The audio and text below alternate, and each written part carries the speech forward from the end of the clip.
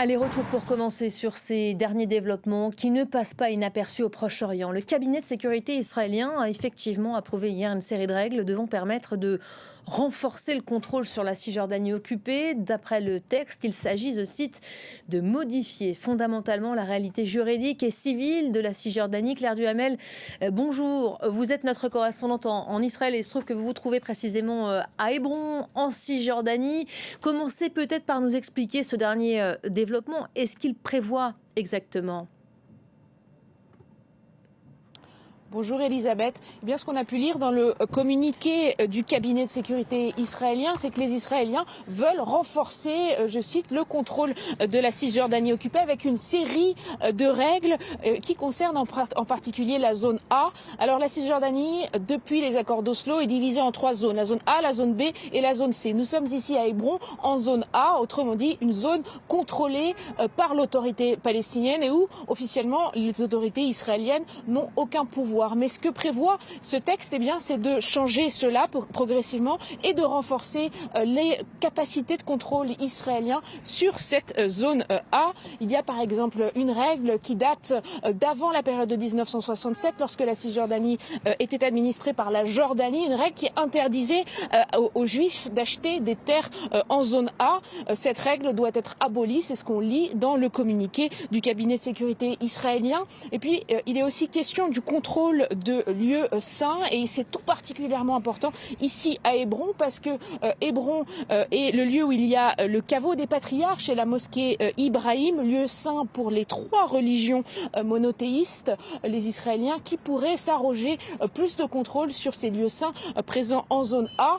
Il y a aussi la tombe de Rachel à Bethléem qui est concernée.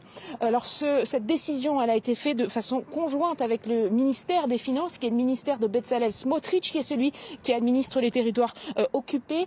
Bezalel Smotrich qui a déclaré: nous approfondissons nos racines dans toutes les régions de la terre d'Israël et nous enterrons l'idée d'un État palestinien. Alors il y a eu aujourd'hui des condamnations, notamment de la part de 8 pays arabes, dont l'Arabie Saoudite. Voilà, 8 pays arabes qui réagissent, tout comme l'Union européenne. Ces pays arabes qui condamnent une mesure illégale. Et les Palestiniens dans tout ça, comment réagissent-ils ? Quelles sont les réactions ? Bien, vous savez, Elisabeth, ici à Hébron, les Palestiniens nous disent qu'ils sont très inquiets de ce nouveau texte, de ces nouvelles règles que souhaitent les Israéliens. Ils sont notamment inquiets vis-à-vis des lieux saints qui sont très importants. La mosquée Ibrahim, par exemple, pour les musulmans. La vieille ville d'Hébron, elle est en quelque sorte une miniaturisation de la Cisjordanie occupée, puisque dans la vieille ville d'Hébron, qui se trouve à proximité d'ici, eh bien, il y a déjà des quartiers morcelés entre les quartiers où sont les Palestiniens et les quartiers où sont des colons israéliens. L'armée israélienne qui est présente en permanence dans la vieille ville d'Hébron. Il y a des checkpoints et des quartiers où les résidents palestiniens ne peuvent plus aller. La violence des colons à l'encontre des Palestiniens se fait de pire en pire. C'est ce que nous disent les gens ici. Il y a aussi eu à Hébron, il y a 3 semaines environ, une vaste opération militaire de l'armée israélienne qui est restée 4 jours environ dans le sud de la ville, qui a fermé les magasins, qui a fermé les entrées de la ville. Des habitants nous disaient que cela avait totalement changé leur quotidien à ce moment-là, que les gens ne pouvaient plus rentrer chez eux. L'armée israélienne de son côté qui disait mener une opération antiterroriste pour notamment saisir des armes illégales.